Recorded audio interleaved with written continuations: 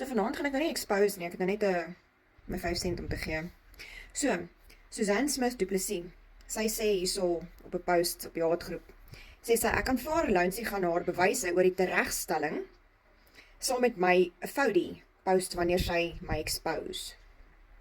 Ok, nou die teregstelling waarvan sy praat. Dit gaan oor my neefie, wat in 2002 doodgeskiet is. Hy was 'n polisieman gewees, hy was op diens gewees en hulle het hom doodgeskiet, execution style.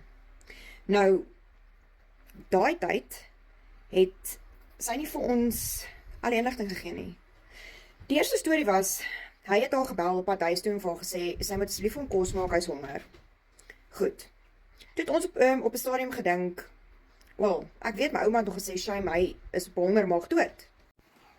So, en toe, nou wat, het was 'n paar maande terug, toe sê Suzanne op Facebook, en dis die eerste keer wat ek dit hoor, sy het om en by 8:00 die aand, het sy 'n oproep gekry van sy moordenaars, wat vir haar sê, hulle gaan hom nou teregstel, en sy moet goodbye sê. Nou wat se moordenaars doen dit? I don't know. Maar okay, leave that aside. Op daai stadium, of op daai oomblik, was sy saam met sy ouers gewees, in dieselfde huis. En ek meen, soos ek sê, was 8:00 die aand gewees. Sy het die oproep ontvang, hulle het vir haar nou gesê, hulle gaan na 'n man teregstel. Na die oproep, het sy aangegaan soos normaal, sy het nie vir sy ouers enigiets gesê nie, sy was nie in 'n toestand gewees nie, niks.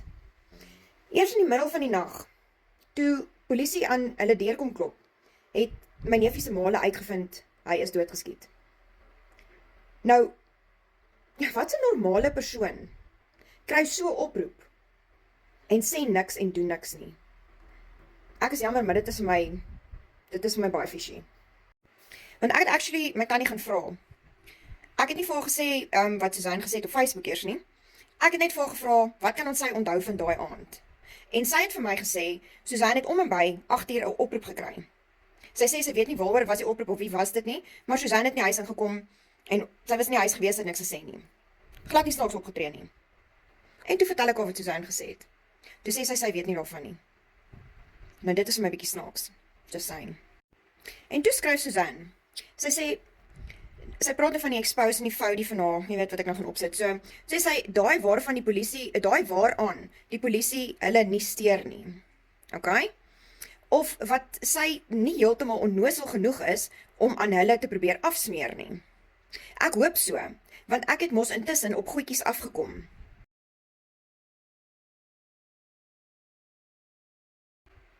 Goed, nou daai is duidelik afpersing. Nou Suzanne, wil ek jou vra, hoekom is dit nodig om my af te pers? As jy dan niks het om weg te steek nie. As dit dan nou so stupid is, en as ek dan nou so onnoosel is, jy weet, en as die polisie hulle nou nie daaraan gaan steur nie, hoekom is dit nodig om my af te pers? Ek vra maar net. Dan sê sy, meeste mense verstaan hoekom ek die kinders maar eerder van Leonie se familie weggehou het. Nou sy het haar 2 seuns van hulle oupa en ouma af weggevat, dat hulle nooit weer mag gesien het nie. En ek kon nooit verstaan hoekom nie, want wat ek gesien het met my eie 2 oë, was hulle 'n wonderlike ouma en oupa vir daai kinders gewees. Of die een kind, want die ander ene was nog nie gebore nie. Nou, die eerste kind was ook verskriklik lief vir sy ouma en oupa. Hy wou heeltyd net by hulle wees. En hier kom sy en sy vat die kinders weg. Nou, daai is my red flag. En dan kom sy nou hierso en sy sê, Leonie se familie, so sy sê my hele familie sleg. Maar okay, dan het jy vroeër ook, 'n paar maande het jy terug gesê, ja, jy het vir Renay Harris, wat 'n prokureur is, het jy sleg gesê, en gesê sy die saak teen jou verloor. Okay, nou het jy al sleg gesê, maar dan konkel jy agter ons rug met haar. Dan het jy nou maatjie met haar. Hoe werk dinge? Inteendeel, Suzanne, jy het gespog hoe swak prokureur Renay Harris was, en dit is hoekom jy die saak gewen het. Dis nie omdat die oupa en die ouma sleg was nie, dis blykbaar omdat sy 'n slegte prokureur was. Goed. Dan, jy het nou die kinders weggehou vir jare van hulle ouma en oupa af, wat getree het oor hulle, ek het dit gesien. En toe op die oupa se begrafnis, kom jy daar aangesuiker saam met jou 2 kinders. Nou wat die hel soek jy op sy begrafnis? As jy nie wou gehad het jou kinders met hom ken nie. Wat soek jy by die begrafnis? Wat help dit? Dit is vir my, dit maak nie vir my sin nie. Maar in elk geval, nee, dis nog nie jou tyd om exposed te word nie. Ek los dit vir so 'n bietjie later. Jy weet, ek wag vir die regte tyd.